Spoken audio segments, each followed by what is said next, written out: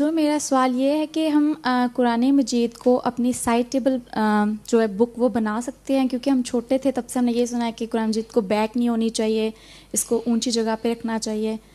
تو side table تمہاری کیا زمین پہ لگی ہوئی ہے؟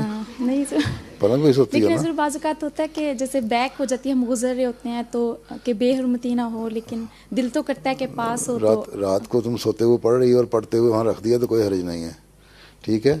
وہ صرف ایک عزت اور احترام پیدا کرنے کے لیے کہ تم لوگ بالکل ہی کیئرلیس نہ ہو جاؤ، ٹھیک ہے.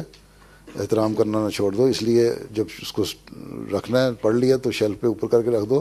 ادروائز تم بیٹھ کے پڑھ رہے ہو تو قرآن کے عزت اور احترام یہی ہے کہ بیٹھ کے اس کو پڑھو تاکہ غور سے پڑھ سکو. یہ نہیں کہ سوئے سوئے پڑھ رہے اور اسے لیٹے لیٹے پڑھ رہے اس کو سو جاؤ اسی طرح اور دائیں بائیں ہو جائے تمہارے نیچے آ جائے. باقی ادروائز سائڈ ٹیبل پہ رکھا جاتا ہے، کوئی حرج نہیں ہے، ٹھیک ہے.